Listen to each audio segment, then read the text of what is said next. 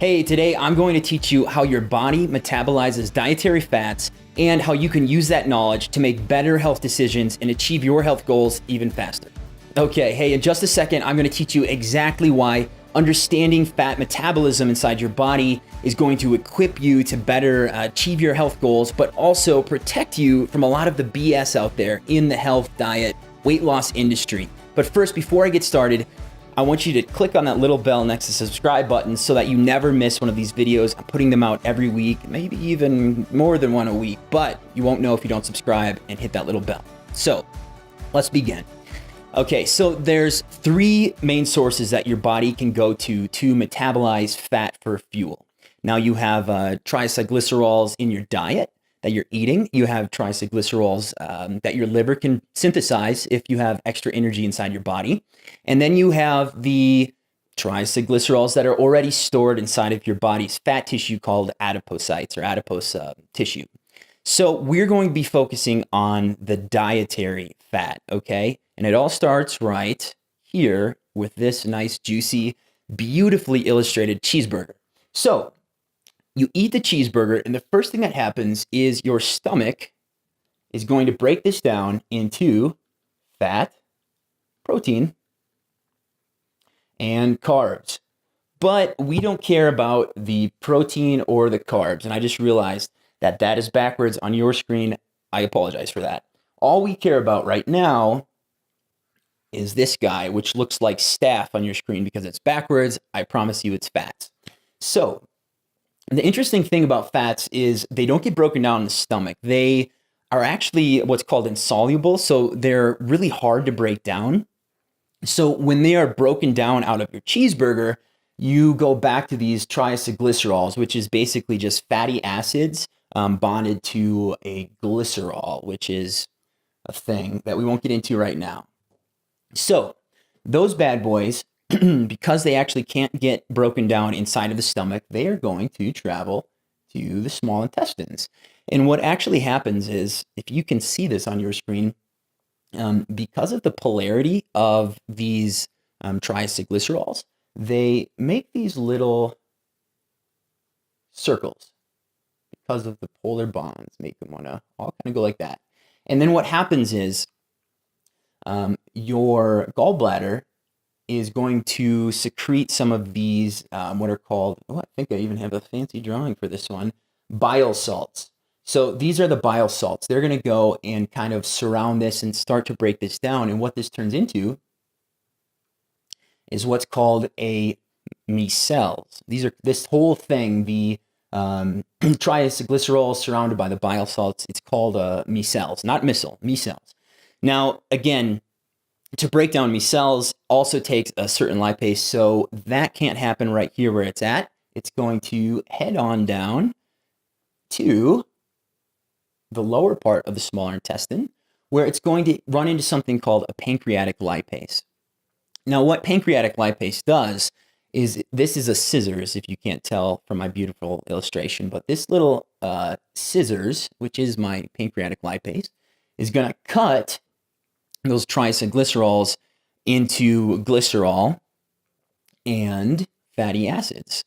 So earlier when I said that triacylglycerol is a glycerol bonded to fatty acids, it's going to go ahead and just cut that or cleave that into smaller parts. All right. And so we get down here to the intestinal epithelial cells.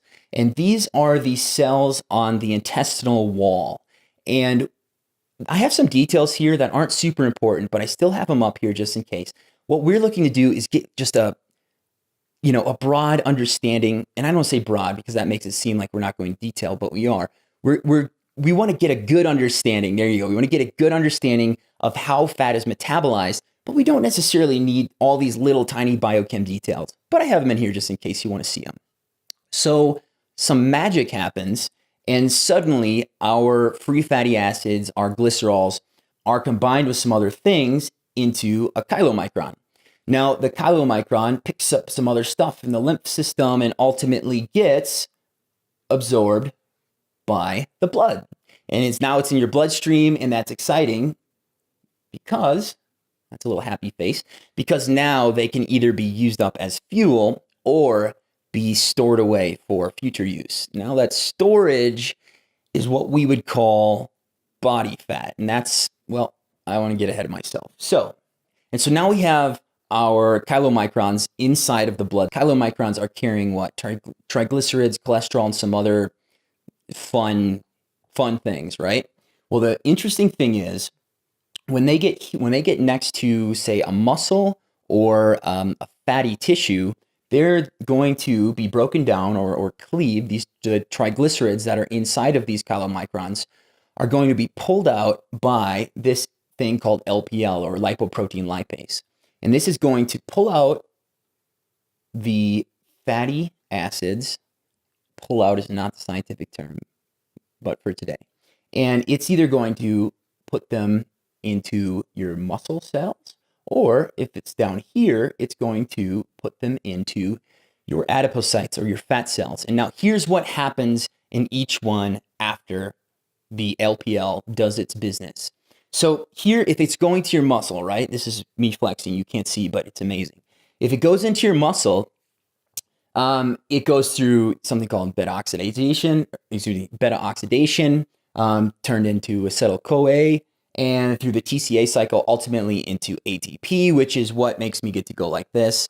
I shouldn't have put my muscles in frame. Now it's not nearly as impressive. Or here's the rub. Here's the thing that we don't want to happen, but kind of happens a lot. And that's down here. The thing is, this whole process takes about an hour after you're eating a meal, hour to 2 hours. Now, if you're not actively exercising your muscles in that time, then your muscles are just fine. They don't need to use a bunch of that energy. So what's going to happen to it? It's going to go down here to our little friend with a bit of a tummy, if you can see that. Because your body is going to say, hey, we don't need this right now, but we might need it later. Let's go ahead and store it. And so that is going to, the fatty acids are going to be pulled out, and they're going to go into the adipocytes, your fat cells, and they are going to be bonded with glycerol 3P to form triglycerides, and then stored in little fat droplets basically inside of your cells. And as those fat droplets accumulate, that's how you end up with stored body fat. Now, stored body fat in moderation is what? Obviously not a bad thing, because your body actually will go back and pull some of those out. However, it's not going to pull much out, because once it's inside of your adipocytes, once those triglycerides are stored inside of those fat droplets, it doesn't really want to let go of them, because in a lot of ways, that's its emergency storage. Like, it's just in case, right? I mean, if you were hungry, you wouldn't, and you had, like, say, a bomb shelter out in the back stocked with food. If you were hungry, you would just go to the fridge, right, and get the food there. You wouldn't go out to the bomb shelter, open the door, crawl down, unpack, everything, and grab yourself some dehydrated fish or whatever you put in a bomb shelter. No, you just go get the most easily accessible energy that's available to you, which in today's modern diet is glucose, because we eat lots of carbs, we eat lots of refined sugar. We're doing just fine, giving ourselves almost all the energy we need just from what? From our dietary intake, not tapping into our fat cells, or maybe even not tapping into our dietary triglycerols that we're eating. So in the next video, we're going to go a little more in depth, and we're going to talk about this whole process right here, fatty acids entering fat tissue and being stored. The next thing we're going to look at is, how does the body actually go in and decide to pull those things back out? What does that look like on a molecular level? And also, how can we try and stimulate that process so that we can lose body fat? So now we have a general overview of what fatty acid or fatty metabolism looks like inside of your body. So the next time someone says, hey, I've got this new pill that blocks fat or does this or does that, you could say, oh, really? How? Where does it block it? Does it block it in your small intestines? Does it stop your intestinal epithelial cells from absorbing fatty acids and glycerol? You're armed already with more knowledge than you had hopefully at the beginning of this video, and you are armed with the knowledge you need to make some better decisions. And I tell you what, come back next week, because I'm going to keep throwing everything that I have at you so that I can guide you to be what? To be your own hero. All right. So this is Eric Romm. Thanks for watching.